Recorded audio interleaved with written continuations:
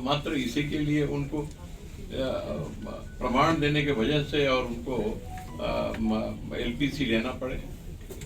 और उसका दूसरा खमियाजा ये था कि रैयत किसान इस परेशानी से बचने के लिए गैर रैयत बन जाते थे और रसीद कटा करके वो किसान हो जाते थे। तो रसीद कटाना आसान था, उसमें गैर रैयत किसानों की तादाद बढ़ गई। तो देखा गया कि ऐसा नहीं है, फिर भी ऐसा क्यों हो रहा है? तो जानकारी में आया कि ऐसा इसलिए हो रहा है कि वो अंचल कार्यालय के दिक्कतों से, परेशानियों से बचना चाहते हैं और वो रसीद कटा करके और गैर रैयत किसान बन करके अपना धान बेच रहे हैं। तो एक बड़ा सुधार हुआ, एक बड़ी राहत हुई। यही नहीं, इस वर्ष सरकार ने जो तैयारी की है धान अधिप्राप्ति की जो तैयारी की है वो बहुत पहले से की है। आप समझ लीजिए कि 16 तारीख को सरकार आई, सरकार का शपथ हुआ, फिर विभागों का आवंटन हुआ और 26 तारीख होते होते सारा आवंटन पैक्स को चला गया जो राशि जानी थी। नवंबर महीने पैक्स के लोगों ने कहा कि हमारा पैसा कई वर्षों से हमारा पैसा बकाया है, जब तक उसका भुगतान नहीं होगा हम नहीं करेंगे।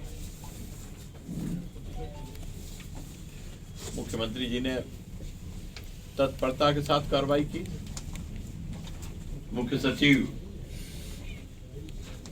ने उसी दिन शाम को यानी 29 तारीख नवंबर 800 करोड़ रुपया उनका हिसाब होता था, वो रुपया उनका चला गया। अब पैक्स और व्यापार मंडल दोनों के पास और कोई बात नहीं रह गई थी, केवल धान क्रय के लिए अब उनको प्रचार प्रसार करके तैयार होना था। और नवंबर बीतते बीतते दिसंबर में प्रवेश करते हमारा क्रय केंद्र काम करने लगे। आज हम लगभग 2 लाख मैट्रिक टन के खरीद पर हैं। क्या है ना, लगभग 2 लाख मैट्रिक टन के खरीद पर है। तो वे उसी का परिणाम है। और आज के तारीख में पिछले वर्ष देखेंगे तो काफी कम। हम तुलना इसलिए करते हैं कि अनुभव के आधार पर हम प्रगति करते हैं। पिछली सरकार भी हमारी थी और आज भी हम ही हैं।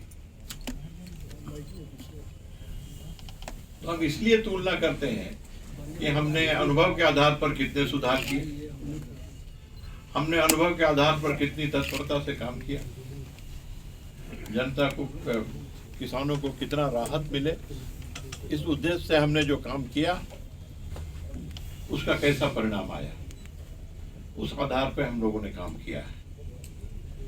दूसरी बात ये हुई है कि किसानों को जो समय लगता था, अब देखिए राशि जो गई वो धान खरीद करके और वो धान चावल बनने के लिए, फिर चावल बन करके और एसएफसी में गया। इस दौरान जो समय लगता था उसके लिए सीसी लिमिट बढ़ा दिया।